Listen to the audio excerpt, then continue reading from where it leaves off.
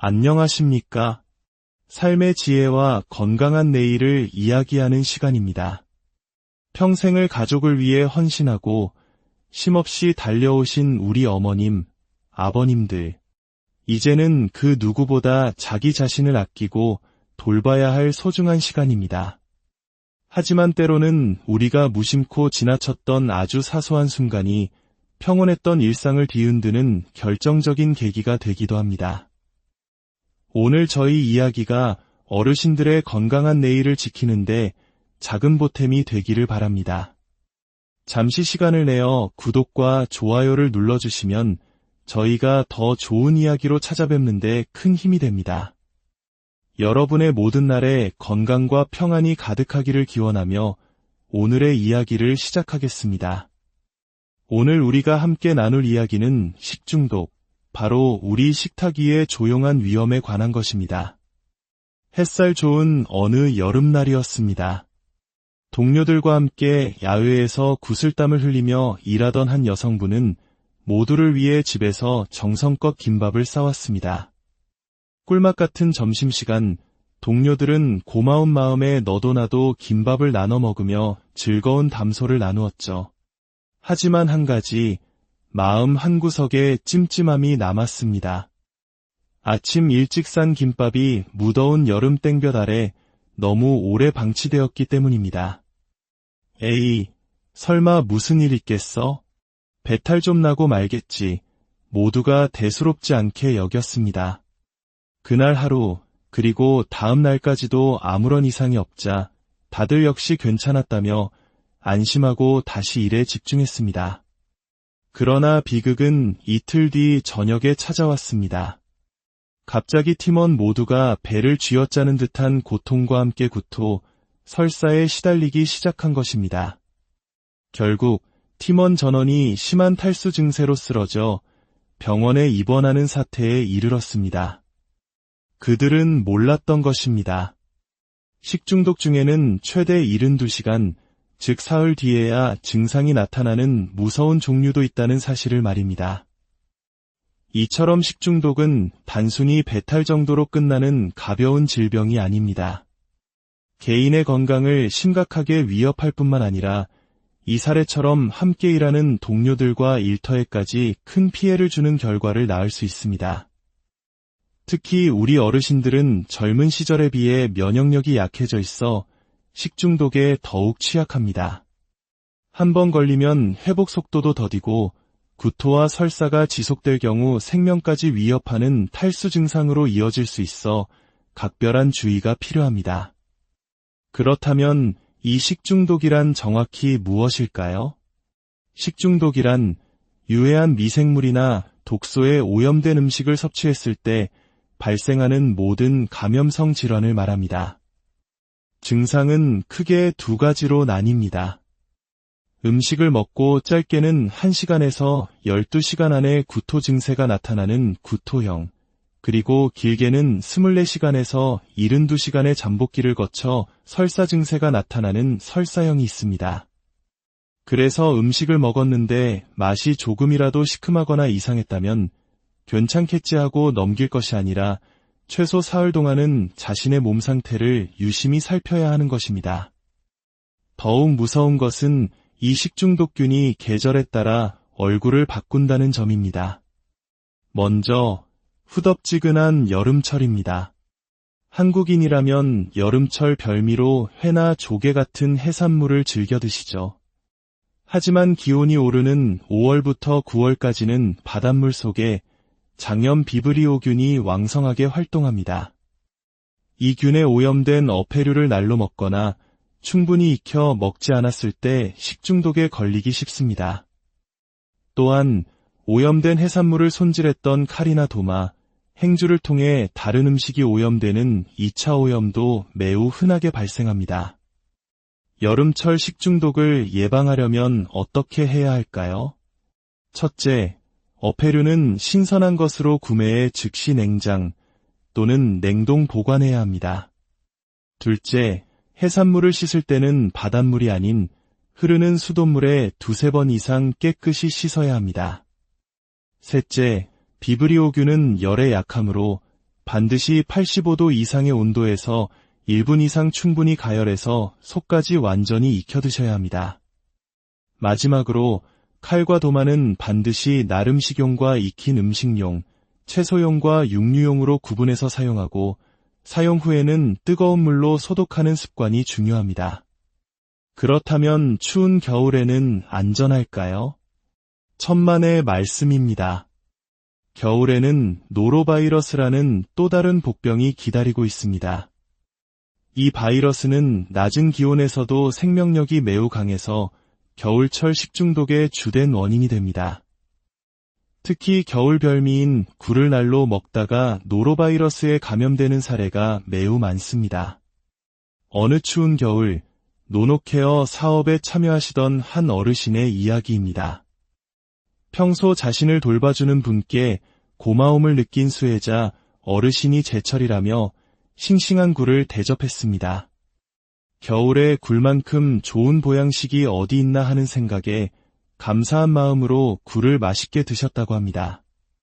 하지만 다음 날 이분은 극심한 복통과 함께 자리에서 일어나지도 못할 정도로 심한 식중독 증세를 겪어야 했습니다. 이처럼 겨울철 식중독은 오염된 손으로 조리한 음식을 먹거나 굴과 같은 해산물을 날 것으로 먹었을 때 주로 발생합니다.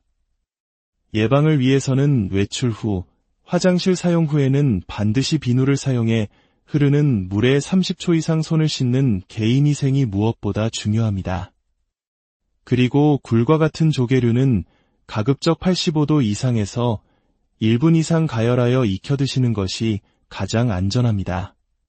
계절마다 다른 식중독균, 일일이 기억하고 예방하기가 참 복잡하게 느껴지실 수 있습니다. 하지만 어떤 계절, 어떤 음식이든 반드시 지켜야 할 식중독 예방 3대 원칙만 기억하신다면 훨씬 안전해질 수 있습니다. 첫 번째, 씻어서 먹기입니다. 모든 음식 재료는 조리 전에 깨끗이 씻어야 합니다. 특히 채소나 과일은 흐르는 물에 3회 이상 꼼꼼히 씻는 것이 좋습니다. 만약 싱크대에서 여러 재료를 씻어야 한다면 오염도가 낮은 채소류를 먼저 씻고 그 다음 육류, 어패류 순서로 씻는 것이 교차 오염을 막는 지혜입니다. 두 번째, 익혀서 먹기입니다. 대부분의 식중독균은 열에 약합니다. 따라서 모든 음식, 특히 육류, 가금류, 어패류는 반드시 내부까지 완전히 익혀 먹는 습관을 들여야 합니다. 조리된 음식은 가급적 2시간 이내에 섭취하고 실온에 오래 방치해서는 절대 안 됩니다. 세 번째, 끓여 마시기입니다. 물도 예외는 아닙니다. 특히 여름철이나 위생이 의심될 때는 물을 반드시 끓여서 마시는 것이 안전합니다. 하지만 이렇게 조심했음에도 불구하고 식중독에 걸렸다면 어떻게 대처해야 할까요? 무엇보다 가장 중요한 것은 수분 보충입니다. 구토와 설사로 우리 몸은 엄청난 양의 수분을 잃게 됩니다. 탈수를 막기 위해 따뜻한 보리차나 이온 음료를 조금씩 자주 마셔주어야 합니다. 둘째, 아랫배를 따뜻하게 해주세요. 따뜻한 물수건이나 핫팩을 배 위에 올려두면 혈액순환을 도와 통증 완화에 도움이 됩니다. 셋째, 자극적인 음식은 피해야 합니다. 증상이 심할 때는 차라리 금식을 해서 이장에 휴식을 주는 것이 좋습니다. 증상이 조금 나아지더라도 죽이나 미음처럼 부드럽고 소화가 잘 되는 음식부터 시작해야 하며 기름진 음식이나 유제품은 피해야 합니다. 그리고 절대로 의사 처방 없이 함부로 지사제를 복용해서는 안 됩니다. 몸속의 독소를 밖으로 배출해야 하기 때문입니다. 우리의 작은 부주의가 얼마나 큰 파장을 일으킬 수 있는지 보여주는 또 다른 사례가 있습니다. 한 초등학교 급식실에서 일어난 일입니다. 그날따라 음식이 평소보다 일찍 조리되었고 보관할 공간이 마땅치 않아 실온에 그대로 두었습니다. 무더운 날씨에 음식은 이미 상하기 시작했지만 배식 초반에만 맛을 확인했기 때문에 아무도 그 사실을 눈치채지 못했습니다. 결국 그 음식을 먹은 수많은 초등학생들이 집단 식중독에 걸리는 끔찍한 사태가 벌어졌습니다. 아이들은 구토와 설사로 고통스러워했고 증상이 심한 아이들은 구급차에 실려 병원으로 이송되었습니다. 어른과 달리 면역력이 약한 아이들에게 식중독은 신장 기능까지 손상시킬 수 있는 매우 치명적인 질병입니다. 아이들은 음식이 이상해도 잘 모르고 먹는 경우가 많기에 우리가 먹는 음식보다 훨씬 더 세심한 주의가 필요하다는 것을 이 사건은 우리에게 가슴 아프게 일깨워줍니다. 오늘 우리는 식중독이라는 보이지 않는 적에 대해 함께 알아보았습니다. 누군가 건네는 정이 담긴 음식이 혹은 내가 무심코 만든 한 끼의 식사가 고통의 원인이 될 수 있다는 사실을 기억해야 합니다. 식중독은 알고 있지만 실천하지 않는 것이 가장 큰 문제입니다. 손을 30초 더 씻고 음식을 1분 더 익히는 작은 습관이 나와 내 가족, 그리고 우리 사회 전체의 건강을 지킬 수 있습니다. 평생을 다른 일을 위해 애쓰셨습니다. 이제는 나 자신의 건강을 가장 소중히 여기며 매일의 식탁 앞에서 한 번 더 확인하고 한 번 더 조심하는 지혜가 필요한 때입니다. 여러분의 식탁이 언제나 안전하고 여러분의 매일이 건강과 행복으로 가득하기를 진심으로. 안녕하십니까?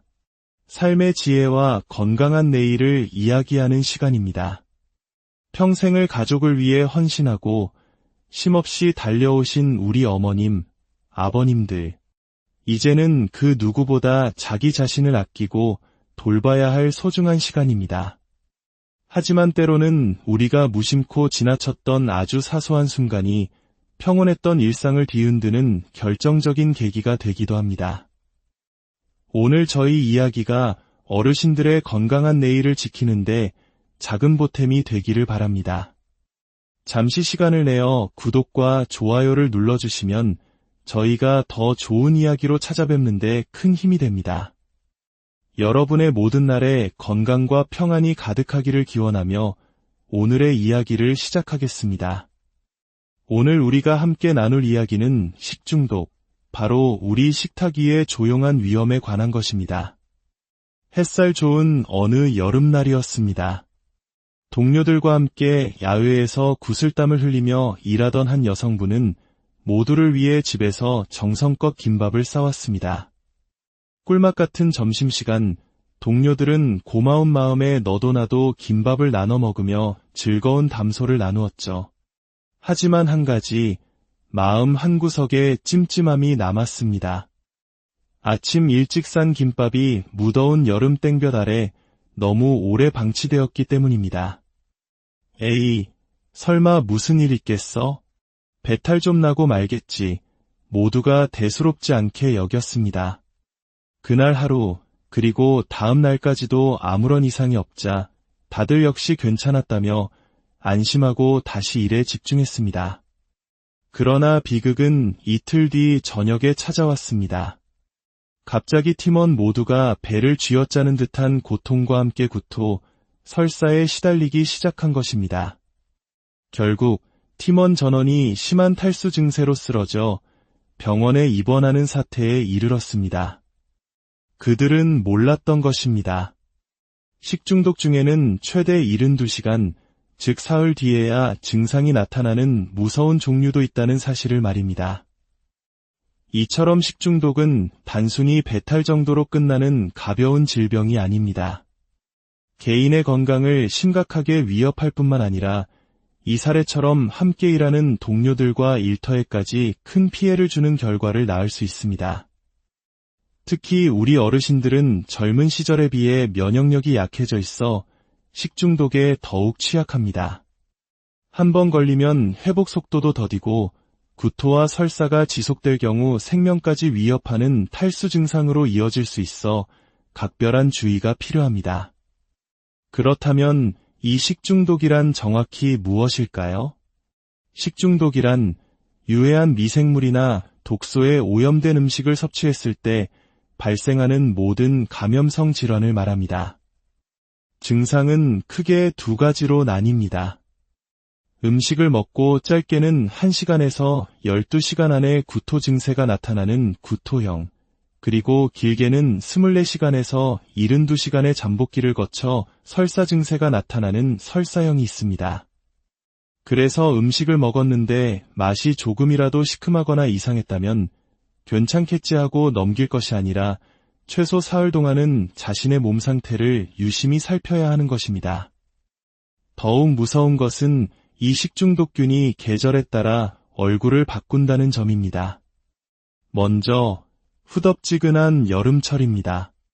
한국인이라면 여름철 별미로 회나 조개 같은 해산물을 즐겨 드시죠. 하지만 기온이 오르는 5월부터 9월까지는 바닷물 속에 장염 비브리오균이 왕성하게 활동합니다. 이 균에 오염된 어패류를 날로 먹거나 충분히 익혀 먹지 않았을 때 식중독에 걸리기 쉽습니다. 또한 오염된 해산물을 손질했던 칼이나 도마, 행주를 통해 다른 음식이 오염되는 2차 오염도 매우 흔하게 발생합니다. 여름철 식중독을 예방하려면 어떻게 해야 할까요? 첫째, 어패류는 신선한 것으로 구매해 즉시 냉장 또는 냉동 보관해야 합니다. 둘째, 해산물을 씻을 때는 바닷물이 아닌 흐르는 수돗물에 2-3번 이상 깨끗이 씻어야 합니다. 셋째, 비브리오균은 열에 약하므로 반드시 85도 이상의 온도에서 1분 이상 충분히 가열해서 속까지 완전히 익혀 드셔야 합니다. 마지막으로 칼과 도마는 반드시 날 음식용과 익힌 음식용, 채소용과 육류용으로 구분해서 사용하고 사용 후에는 뜨거운 물로 소독하는 습관이 중요합니다. 그렇다면 추운 겨울에는 안전할까요? 천만의 말씀입니다. 겨울에는 노로바이러스라는 또 다른 복병이 기다리고 있습니다. 이 바이러스는 낮은 기온에서도 생명력이 매우 강해서 겨울철 식중독의 주된 원인이 됩니다. 특히 겨울 별미인 굴을 날로 먹다가 노로바이러스에 감염되는 사례가 매우 많습니다. 어느 추운 겨울, 노노케어 사업에 참여하시던 한 어르신의 이야기입니다. 평소 자신을 돌봐주는 분께 고마움을 느낀 수혜자 어르신이 제철이라며 싱싱한 굴을 대접했습니다. 겨울에 굴만큼 좋은 보양식이 어디 있나 하는 생각에 감사한 마음으로 굴을 맛있게 드셨다고 합니다. 하지만 다음 날 이분은 극심한 복통과 함께 자리에서 일어나지도 못할 정도로 심한 식중독 증세를 겪어야 했습니다. 이처럼 겨울철 식중독은 오염된 손으로 조리한 음식을 먹거나 굴과 같은 해산물을 날것으로 먹었을 때 주로 발생합니다. 예방을 위해서는 외출 후, 화장실 사용 후에는 반드시 비누를 사용해 흐르는 물에 30초 이상 손을 씻는 개인위생이 무엇보다 중요합니다. 그리고 굴과 같은 조개류는 가급적 85도 이상에서 1분 이상 가열하여 익혀 드시는 것이 가장 안전합니다. 계절마다 다른 식중독균, 일일이 기억하고 예방하기가 참 복잡하게 느껴지실 수 있습니다. 하지만 어떤 계절, 어떤 음식이든 반드시 지켜야 할 식중독 예방 3대 원칙만 기억하신다면 훨씬 안전해질 수 있습니다. 첫 번째, 씻어서 먹기입니다. 모든 음식 재료는 조리 전에 깨끗이 씻어야 합니다. 특히 채소나 과일은 흐르는 물에 3회 이상 꼼꼼히 씻는 것이 좋습니다. 만약 싱크대에서 여러 재료를 씻어야 한다면 오염도가 낮은 채소류를 먼저 씻고 그 다음 육류, 어패류 순서로 씻는 것이 교차 오염을 막는 지혜입니다. 두 번째, 익혀서 먹기입니다. 대부분의 식중독균은 열에 약합니다. 따라서 모든 음식, 특히 육류, 가금류, 어패류는 반드시 내부까지 완전히 익혀 먹는 습관을 들여야 합니다. 조리된 음식은 가급적 2시간 이내에 섭취하고 실온에 오래 방치해서는 절대 안 됩니다. 세 번째, 끓여 마시기입니다. 물도 예외는 아닙니다. 특히 여름철이나 위생이 의심될 때는 물을 반드시 끓여서 마시는 것이 안전합니다. 하지만 이렇게 조심했음에도 불구하고 식중독에 걸렸다면 어떻게 대처해야 할까요? 무엇보다 가장 중요한 것은 수분 보충입니다.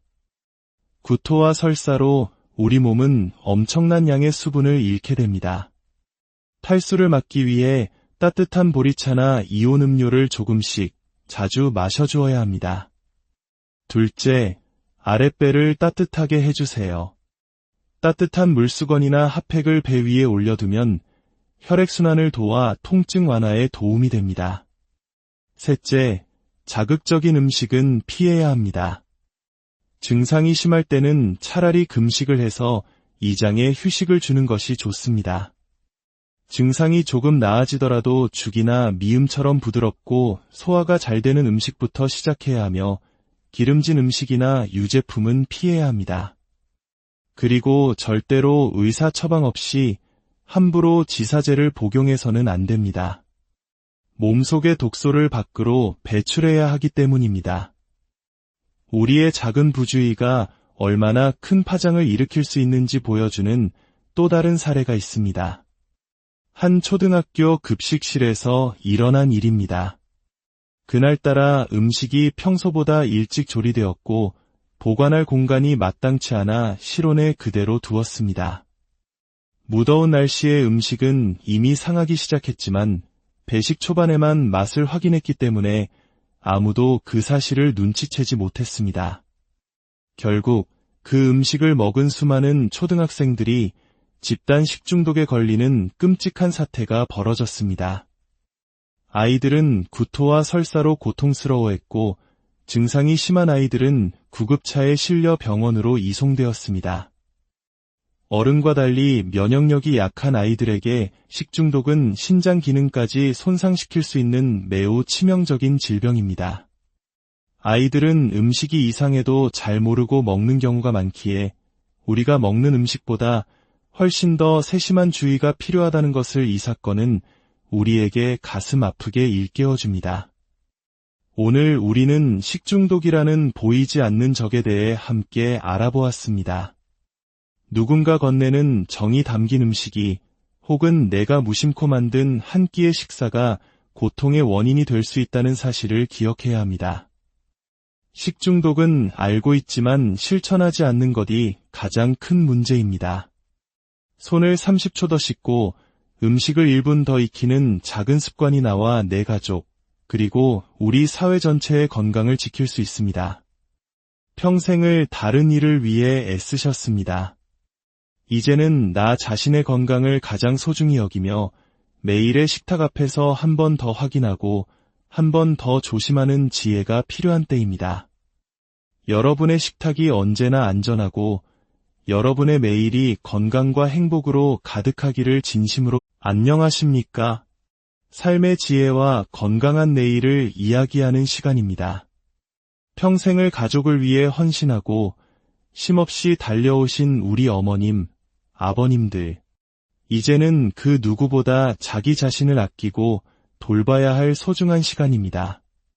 하지만 때로는 우리가 무심코 지나쳤던 아주 사소한 순간이 평온했던 일상을 뒤흔드는 결정적인 계기가 되기도 합니다.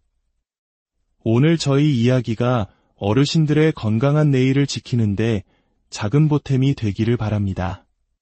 잠시 시간을 내어 구독과 좋아요를 눌러주시면 저희가 더 좋은 이야기로 찾아뵙는데 큰 힘이 됩니다.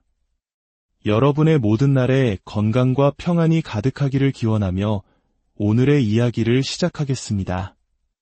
오늘 우리가 함께 나눌 이야기는 식중독, 바로 우리 식탁 위의 조용한 위험에 관한 것입니다. 햇살 좋은 어느 여름날이었습니다.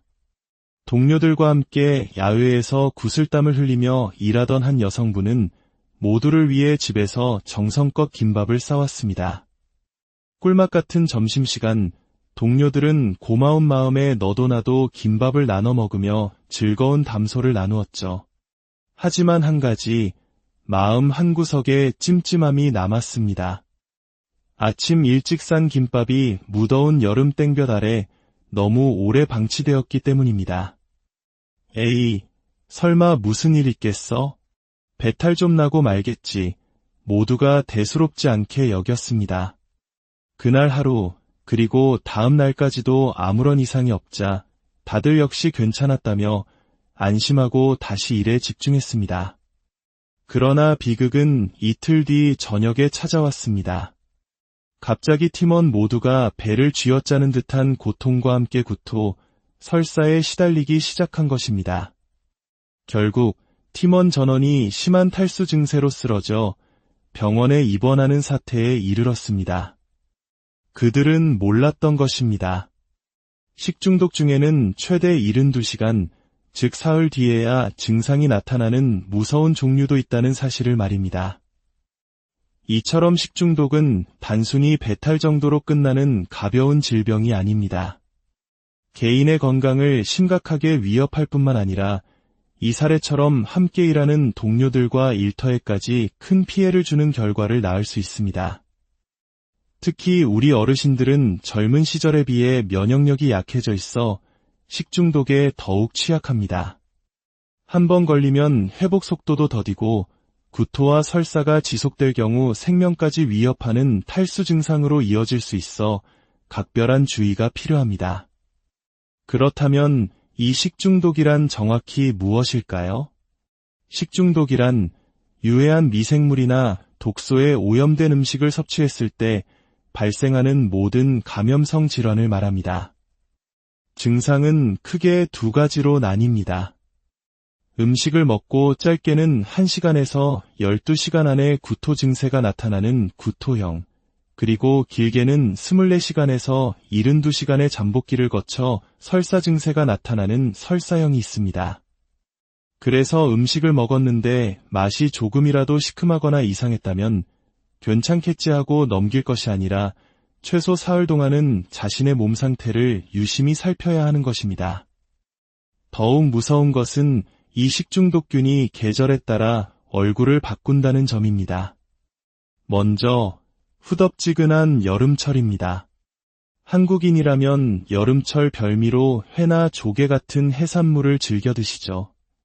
하지만 기온이 오르는 5월부터 9월까지는 바닷물 속에 장염 비브리오균이 왕성하게 활동합니다.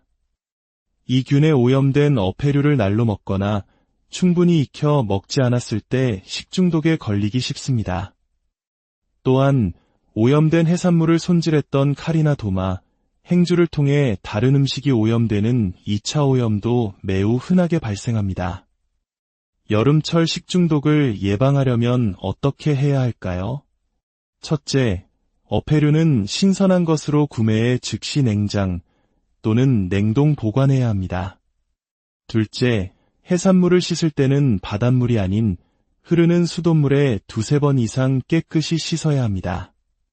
셋째, 비브리오균은 열에 약하므로 반드시 85도 이상의 온도에서 1분 이상 충분히 가열해서 속까지 완전히 익혀 드셔야 합니다. 마지막으로 칼과 도마는 반드시 나름 식용과 익힌 음식용, 채소용과 육류용으로 구분해서 사용하고 사용 후에는 뜨거운 물로 소독하는 습관이 중요합니다. 그렇다면 추운 겨울에는 안전할까요? 천만의 말씀입니다. 겨울에는 노로바이러스라는 또 다른 복병이 기다리고 있습니다. 이 바이러스는 낮은 기온에서도 생명력이 매우 강해서 겨울철 식중독의 주된 원인이 됩니다. 특히 겨울 별미인 굴을 날로 먹다가 노로바이러스에 감염되는 사례가 매우 많습니다. 어느 추운 겨울, 노노케어 사업에 참여하시던 한 어르신의 이야기입니다. 평소 자신을 돌봐주는 분께 고마움을 느낀 수혜자 어르신이 제철이라며 싱싱한 굴을 대접했습니다. 겨울에 굴만큼 좋은 보양식이 어디 있나 하는 생각에 감사한 마음으로 굴을 맛있게 드셨다고 합니다. 하지만 다음 날 이분은 극심한 복통과 함께 자리에서 일어나지도 못할 정도로 심한 식중독 증세를 겪어야 했습니다. 이처럼 겨울철 식중독은 오염된 손으로 조리한 음식을 먹거나 굴과 같은 해산물을 날것으로 먹었을 때 주로 발생합니다. 예방을 위해서는 외출 후, 화장실 사용 후에는 반드시 비누를 사용해 흐르는 물에 30초 이상 손을 씻는 개인위생이 무엇보다 중요합니다. 그리고 굴과 같은 조개류는 가급적 85도 이상에서 1분 이상 가열하여 익혀 드시는 것이 가장 안전합니다. 계절마다 다른 식중독균, 일일이 기억하고 예방하기가 참 복잡하게 느껴지실 수 있습니다.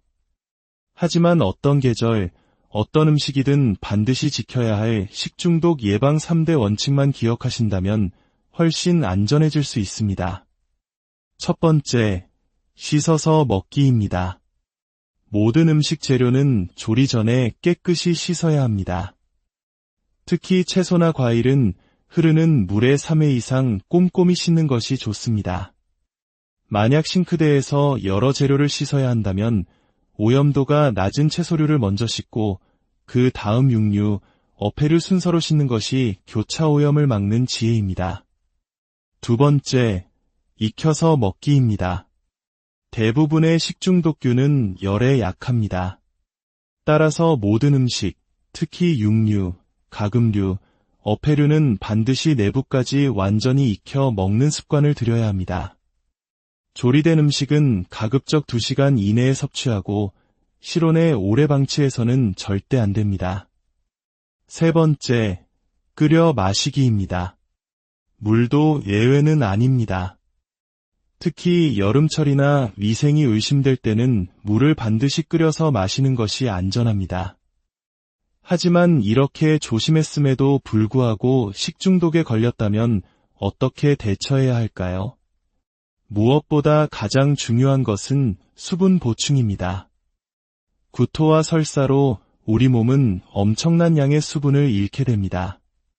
탈수를 막기 위해 따뜻한 보리차나 이온 음료를 조금씩 자주 마셔주어야 합니다. 둘째, 아랫배를 따뜻하게 해주세요. 따뜻한 물수건이나 핫팩을 배 위에 올려두면 혈액순환을 도와 통증 완화에 도움이 됩니다. 셋째, 자극적인 음식은 피해야 합니다. 증상이 심할 때는 차라리 금식을 해서 이장에 휴식을 주는 것이 좋습니다. 증상이 조금 나아지더라도 죽이나 미음처럼 부드럽고 소화가 잘 되는 음식부터 시작해야 하며 기름진 음식이나 유제품은 피해야 합니다. 그리고 절대로 의사 처방 없이 함부로 지사제를 복용해서는 안 됩니다. 몸속의 독소를 밖으로 배출해야 하기 때문입니다. 우리의 작은 부주의가 얼마나 큰 파장을 일으킬 수 있는지 보여주는 또 다른 사례가 있습니다. 한 초등학교 급식실에서 일어난 일입니다. 그날따라 음식이 평소보다 일찍 조리되었고 보관할 공간이 마땅치 않아 실온에 그대로 두었습니다. 무더운 날씨에 음식은 이미 상하기 시작했지만 배식 초반에만 맛을 확인했기 때문에 아무도 그 사실을 눈치채지 못했습니다. 결국 그 음식을 먹은 수많은 초등학생들이 집단 식중독에 걸리는 끔찍한 사태가 벌어졌습니다. 아이들은 구토와 설사로 고통스러워했고 증상이 심한 아이들은 구급차에 실려 병원으로 이송되었습니다. 어른과 달리 면역력이 약한 아이들에게 식중독은 신장 기능까지 손상시킬 수 있는 매우 치명적인 질병입니다. 아이들은 음식이 이상해도 잘 모르고 먹는 경우가 많기에 우리가 먹는 음식보다 훨씬 더 세심한 주의가 필요하다는 것을 이 사건은 우리에게 가슴 아프게 일깨워줍니다. 오늘 우리는 식중독이라는 보이지 않는 적에 대해 함께 알아보았습니다. 누군가 건네는 정이 담긴 음식이 혹은 내가 무심코 만든 한 끼의 식사가 고통의 원인이 될 수 있다는 사실을 기억해야 합니다. 식중독은 알고 있지만 실천하지 않는 것이 가장 큰 문제입니다. 손을 30초 더 씻고 음식을 1분 더 익히는 작은 습관이 나와 내 가족, 그리고 우리 사회 전체의 건강을 지킬 수 있습니다. 평생을 다른 일을 위해 애쓰셨습니다. 이제는 나 자신의 건강을 가장 소중히 여기며 매일의 식탁 앞에서 한 번 더 확인하고 한 번 더 조심하는 지혜가 필요한 때입니다. 여러분의 식탁이 언제나 안전하고 여러분의 매일이 건강과 행복으로 가득하기를 진심으로 안녕하십니까? 삶의 지혜와 건강한 내일을 이야기하는 시간입니다. 평생을 가족을 위해 헌신하고 쉼없이 달려오신 우리 어머님, 아버님들. 이제는 그 누구보다 자기 자신을 아끼고 돌봐야 할 소중한 시간입니다. 하지만 때로는 우리가 무심코 지나쳤던 아주 사소한 순간이 평온했던 일상을 뒤흔드는 결정적인 계기가 되기도 합니다. 오늘 저희 이야기가 어르신들의 건강한 내일을 지키는데 작은 보탬이 되기를 바랍니다. 잠시 시간을 내어 구독과 좋아요를 눌러주시면 저희가 더 좋은 이야기로 찾아뵙는데 큰 힘이 됩니다. 여러분의 모든 날에 건강과 평안이 가득하기를 기원하며 오늘의 이야기를 시작하겠습니다. 오늘 우리가 함께 나눌 이야기는 식중독, 바로 우리 식탁 위의 조용한 위험에 관한 것입니다. 햇살 좋은 어느 여름날이었습니다. 동료들과 함께 야외에서 구슬땀을 흘리며 일하던 한 여성분은 모두를 위해 집에서 정성껏 김밥을 싸왔습니다. 꿀맛 같은 점심시간, 동료들은 고마운 마음에 너도 나도 김밥을 나눠 먹으며 즐거운 담소를 나누었죠. 하지만 한 가지, 마음 한구석에 찜찜함이 남았습니다. 아침 일찍 싼 김밥이 무더운 여름 땡볕 아래 너무 오래 방치되었기 때문입니다. 에이, 설마 무슨 일 있겠어? 배탈 좀 나고 말겠지. 모두가 대수롭지 않게 여겼습니다. 그날 하루, 그리고 다음 날까지도 아무런 이상이 없자 다들 역시 괜찮았다며 안심하고 다시 일에 집중했습니다. 그러나 비극은 이틀 뒤 저녁에 찾아왔습니다. 갑자기 팀원 모두가 배를 쥐어짜는 듯한 고통과 함께 구토, 설사에 시달리기 시작한 것입니다.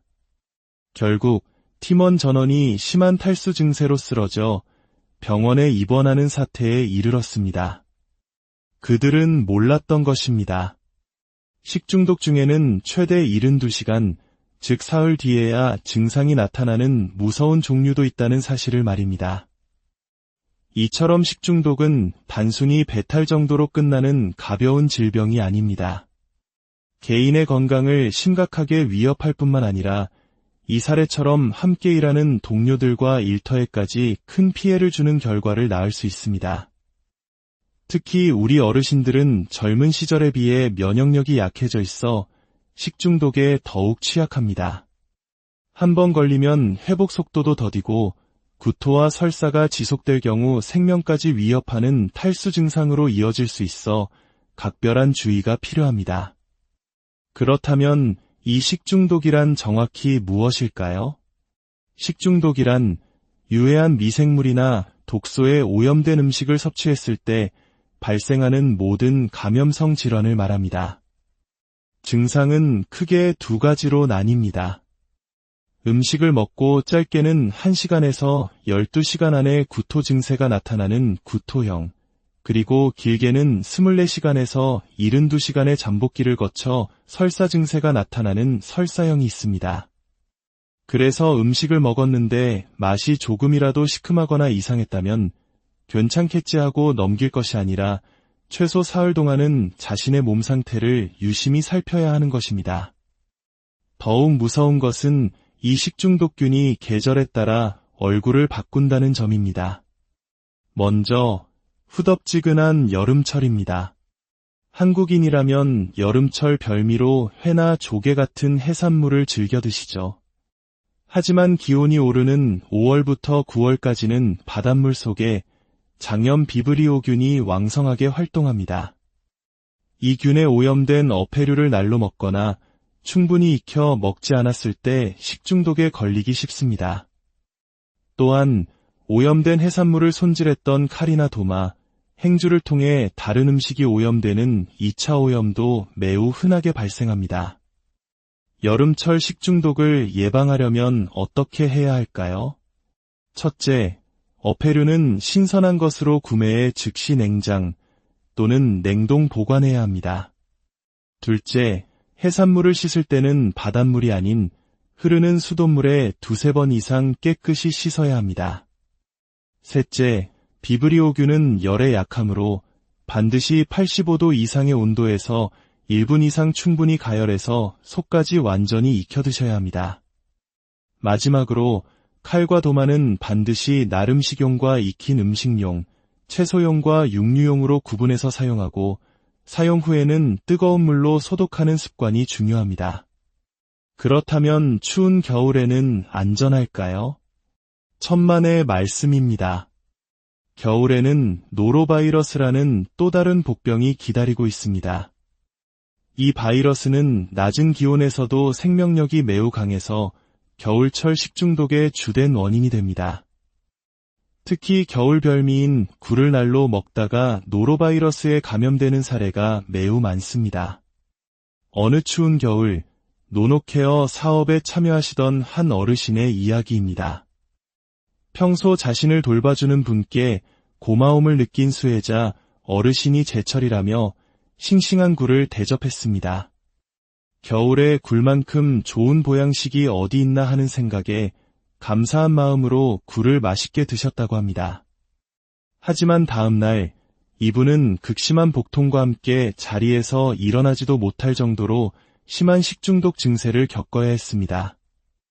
이처럼 겨울철 식중독은 오염된 손으로 조리한 음식을 먹거나 굴과 같은 해산물을 날 것으로 먹었을 때 주로 발생합니다.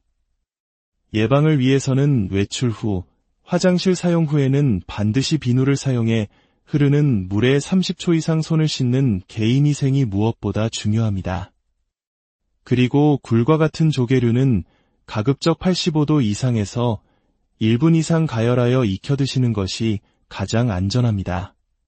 계절마다 다른 식중독균, 일일이 기억하고 예방하기가 참 복잡하게 느껴지실 수 있습니다. 하지만 어떤 계절, 어떤 음식이든 반드시 지켜야 할 식중독 예방 3대 원칙만 기억하신다면 훨씬 안전해질 수 있습니다. 첫 번째, 씻어서 먹기입니다.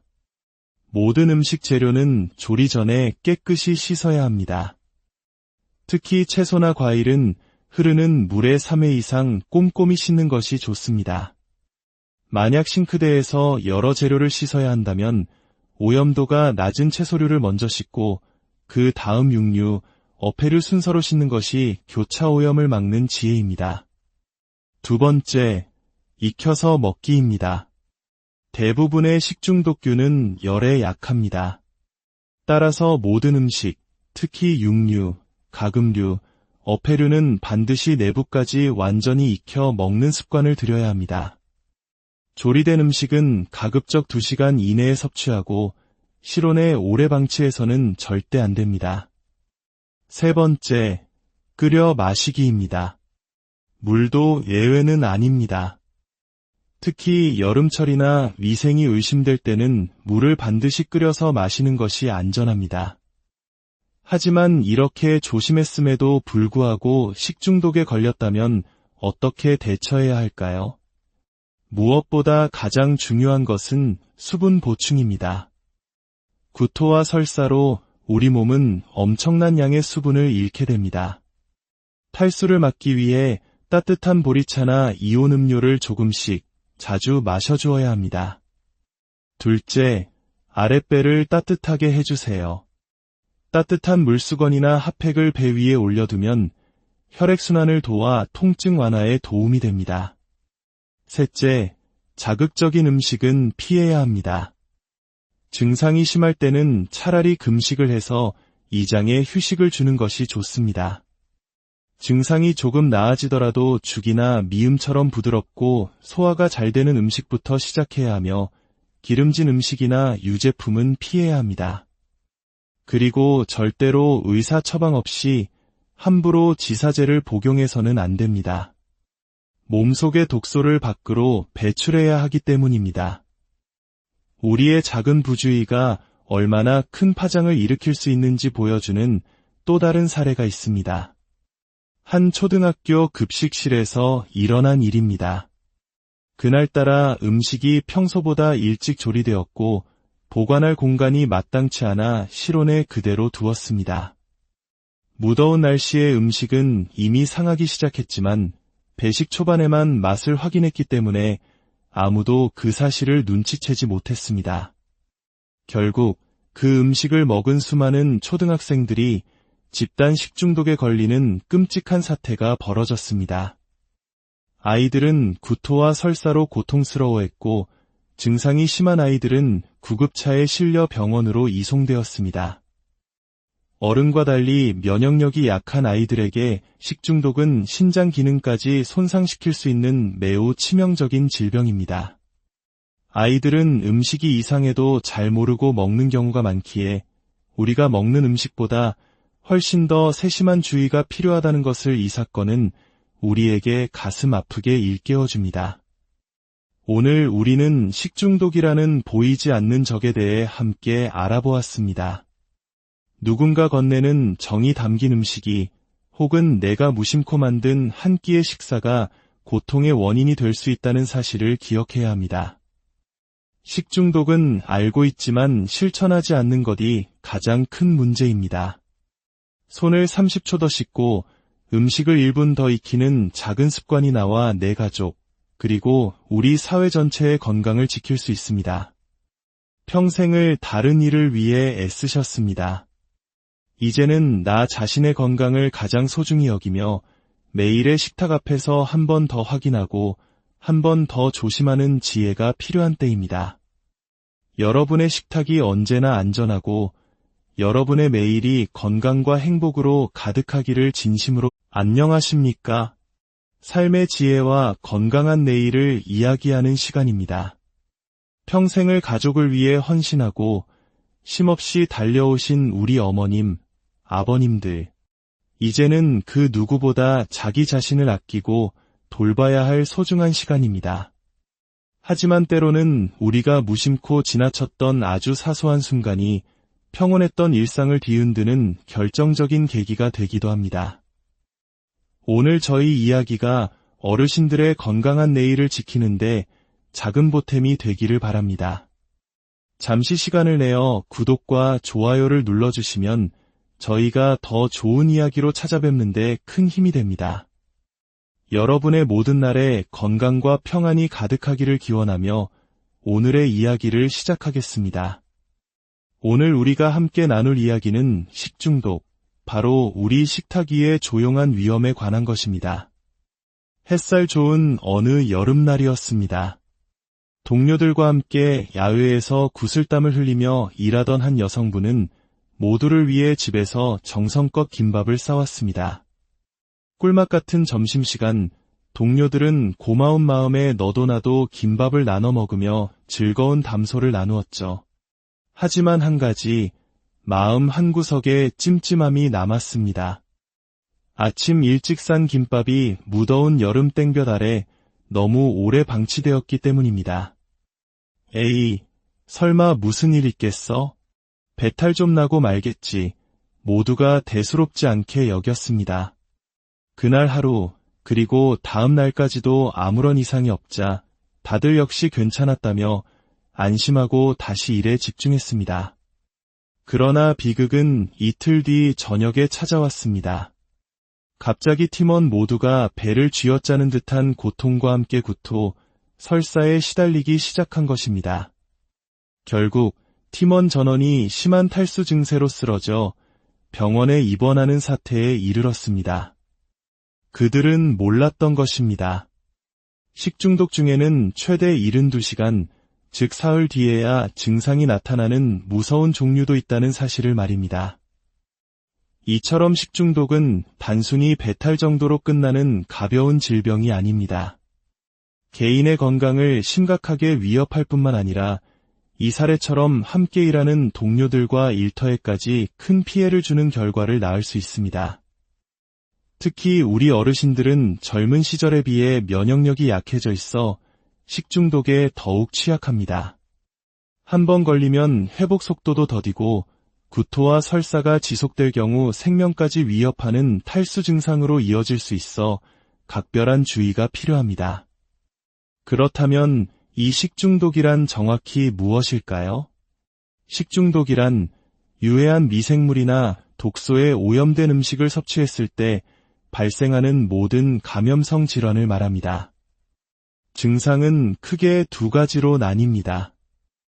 음식을 먹고 짧게는 1시간에서 12시간 안에 구토 증세가 나타나는 구토형, 그리고 길게는 24시간에서 72시간의 잠복기를 거쳐 설사 증세가 나타나는 설사형이 있습니다. 그래서 음식을 먹었는데 맛이 조금이라도 시큼하거나 이상했다면 괜찮겠지 하고 넘길 것이 아니라 최소 사흘 동안은 자신의 몸 상태를 유심히 살펴야 하는 것입니다. 더욱 무서운 것은 이 식중독균이 계절에 따라 얼굴을 바꾼다는 점입니다. 먼저 후덥지근한 여름철입니다. 한국인이라면 여름철 별미로 회나 조개 같은 해산물을 즐겨 드시죠. 하지만 기온이 오르는 5월부터 9월까지는 바닷물 속에 장염 비브리오균이 왕성하게 활동합니다. 이 균에 오염된 어패류를 날로 먹거나 충분히 익혀 먹지 않았을 때 식중독에 걸리기 쉽습니다. 또한 오염된 해산물을 손질했던 칼이나 도마, 행주를 통해 다른 음식이 오염되는 2차 오염도 매우 흔하게 발생합니다. 여름철 식중독을 예방하려면 어떻게 해야 할까요? 첫째, 어패류는 신선한 것으로 구매해 즉시 냉장 또는 냉동 보관해야 합니다. 둘째, 해산물을 씻을 때는 바닷물이 아닌 흐르는 수돗물에 2-3번 이상 깨끗이 씻어야 합니다. 셋째, 비브리오균은 열에 약하므로 반드시 85도 이상의 온도에서 1분 이상 충분히 가열해서 속까지 완전히 익혀 드셔야 합니다. 마지막으로 칼과 도마는 반드시 나름 식용과 익힌 음식용, 채소용과 육류용으로 구분해서 사용하고 사용 후에는 뜨거운 물로 소독하는 습관이 중요합니다. 그렇다면 추운 겨울에는 안전할까요? 천만의 말씀입니다. 겨울에는 노로바이러스라는 또 다른 복병이 기다리고 있습니다. 이 바이러스는 낮은 기온에서도 생명력이 매우 강해서 겨울철 식중독의 주된 원인이 됩니다. 특히 겨울 별미인 굴을 날로 먹다가 노로바이러스에 감염되는 사례가 매우 많습니다. 어느 추운 겨울, 노노케어 사업에 참여하시던 한 어르신의 이야기입니다. 평소 자신을 돌봐주는 분께 고마움을 느낀 수혜자 어르신이 제철이라며 싱싱한 굴을 대접했습니다. 겨울에 굴만큼 좋은 보양식이 어디 있나 하는 생각에 감사한 마음으로 굴을 맛있게 드셨다고 합니다. 하지만 다음 날 이분은 극심한 복통과 함께 자리에서 일어나지도 못할 정도로 심한 식중독 증세를 겪어야 했습니다. 이처럼 겨울철 식중독은 오염된 손으로 조리한 음식을 먹거나 굴과 같은 해산물을 날것으로 먹었을 때 주로 발생합니다. 예방을 위해서는 외출 후, 화장실 사용 후에는 반드시 비누를 사용해 흐르는 물에 30초 이상 손을 씻는 개인위생이 무엇보다 중요합니다. 그리고 굴과 같은 조개류는 가급적 85도 이상에서 1분 이상 가열하여 익혀 드시는 것이 가장 안전합니다. 계절마다 다른 식중독균, 일일이 기억하고 예방하기가 참 복잡하게 느껴지실 수 있습니다.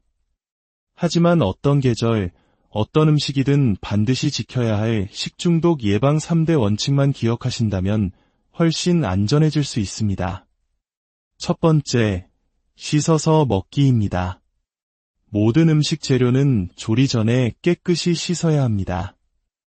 특히 채소나 과일은 흐르는 물에 3회 이상 꼼꼼히 씻는 것이 좋습니다. 만약 싱크대에서 여러 재료를 씻어야 한다면 오염도가 낮은 채소류를 먼저 씻고 그 다음 육류, 어패류 순서로 씻는 것이 교차 오염을 막는 지혜입니다. 두 번째, 익혀서 먹기입니다. 대부분의 식중독균은 열에 약합니다. 따라서 모든 음식, 특히 육류, 가금류, 어패류는 반드시 내부까지 완전히 익혀 먹는 습관을 들여야 합니다. 조리된 음식은 가급적 2시간 이내에 섭취하고 실온에 오래 방치해서는 절대 안 됩니다. 세 번째, 끓여 마시기입니다. 물도 예외는 아닙니다. 특히 여름철이나 위생이 의심될 때는 물을 반드시 끓여서 마시는 것이 안전합니다. 하지만 이렇게 조심했음에도 불구하고 식중독에 걸렸다면 어떻게 대처해야 할까요? 무엇보다 가장 중요한 것은 수분 보충입니다. 구토와 설사로 우리 몸은 엄청난 양의 수분을 잃게 됩니다. 탈수를 막기 위해 따뜻한 보리차나 이온 음료를 조금씩 자주 마셔주어야 합니다. 둘째, 아랫배를 따뜻하게 해주세요. 따뜻한 물수건이나 핫팩을 배 위에 올려두면 혈액순환을 도와 통증 완화에 도움이 됩니다. 셋째, 자극적인 음식은 피해야 합니다.